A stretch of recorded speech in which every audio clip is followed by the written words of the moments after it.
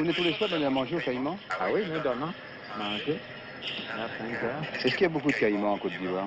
Non, il n'y a pas de caïmans d'ailleurs en Afrique. Ce sont des crocodiles. Des crocodiles, oui. Ouais. Il y en a beaucoup en Côte d'Ivoire? Ah oui, dans nos fleuves, il y en a beaucoup. Ah, il y en a. Est-ce que c'est très méchant si je tombais dans l'eau, est-ce qu'il me mangerait? Non, non, non, non, non. Parce qu'il n'a pas faim. Les animaux sont moins méchants que les hommes. Qu'est-ce que c'est, Monsieur le Président? Ce sont des filures, ça. Des poissons-chats? Oui, ça, poisson-chat.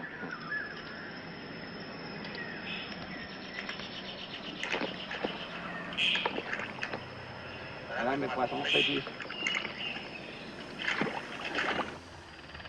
Cet homme, vous l'avez déjà bien sûr reconnu.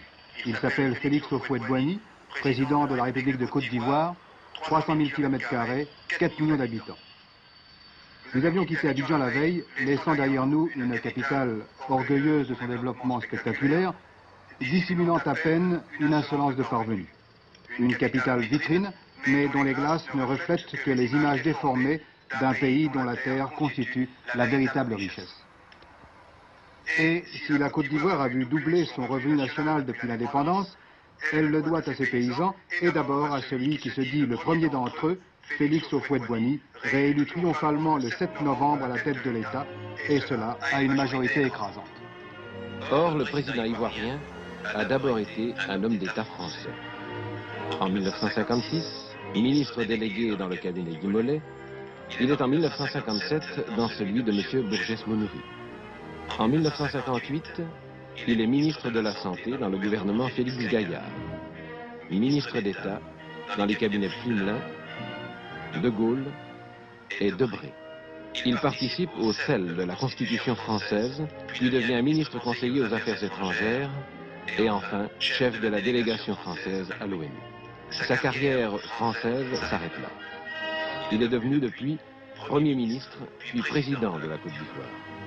Et il fait en France, à ce titre, une visite officielle en juin 1961. Hôte de la France au château de Champs, il sera aussi celui du général de Gaulle à l'Élysée.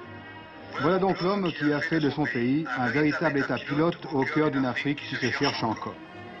Faut-il parler d'un miracle ivoirien? Le président Houphouët-Boigny s'en est défendu en acceptant de se livrer pour la première fois aux caméras de la télévision à Yamoussoukro, son village natal.